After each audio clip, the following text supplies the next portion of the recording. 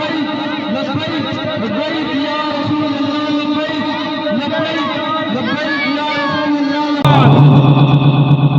اللہ الرحمن الرحیم کونوا مع الصادقین صدق اللہ العظیم۔ میرے محترم مقام جناب مولانا محمد امیر شاکر صاحب ناظم اعلیٰ تحریک لبیک پاکستان ضلع مکھن، اور جناب محترم مقام جناب منصور احمد صاحب میزبان محفل، اور جناب محمد سعید رحمان صاحب، محمد جاوید صاحب، اور تمام عاشقان مصطفیٰ، السلام علیکم ورحمۃ اللہ وبرکاتہ۔ حضرت صاحب نے کتاب آپ کے سامنے کر دی ہے اور آپ کو اپنے پیغام کی پہنچا دی ہے، تو تحریک لبیک پاکستان کا پیغام، اصل پیغام کیا ہے؟ میں نے آپ کے سامنے قرآن پاک میں ایک آیت میں پڑھنے کا شرف حاصل کیا ہے۔ اللہ رب العزت نے ارشاد فرمایا کونوا مع الصادقین، کہ اے لوگوں سچے لوگوں کے ساتھ ہو جاؤ۔ سچوں سے کیا مراد ہے؟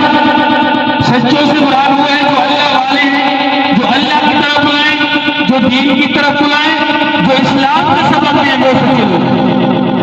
اور فرمایا جب سچے لوگوں کے ساتھ شامل ہو جاؤ گے تو آپ بھی سچے ہو جاؤ گے۔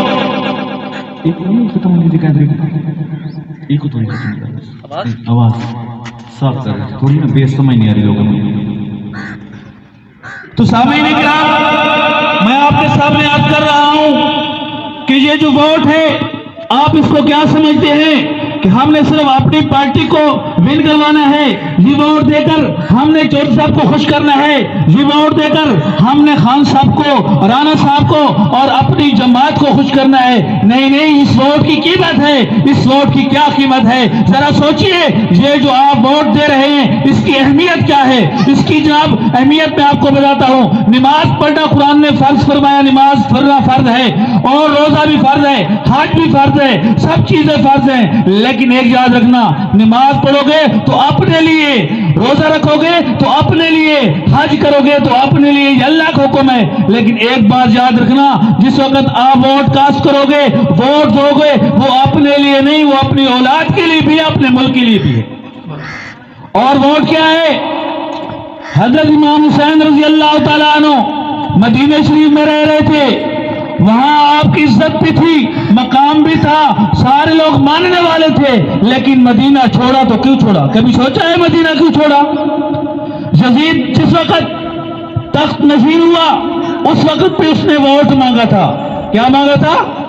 زور سے ذرا بول دیں جس کو سمجھ آ رہی، میری اردو کی آپ کو سمجھ آ رہی ہے نا؟ اس نے مانگا تھا ووٹ۔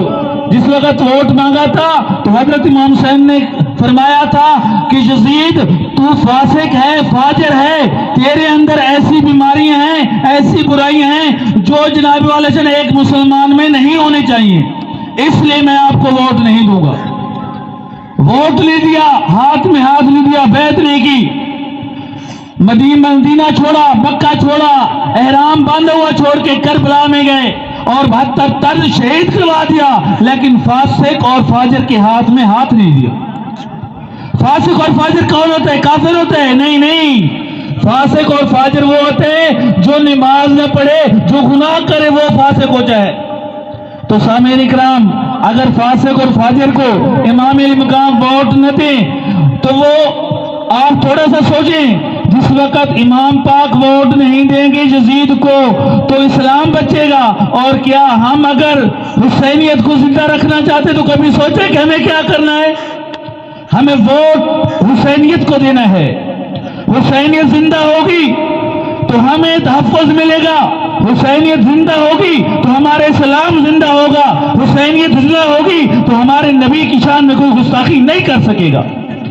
آسیہ ملونہ نے گستاخی کی، سیشن جج نے سزائے موت دی، ہائی کورٹ کے 2 جسٹس صاحبان نے سزائے موت کو بحال رکھا۔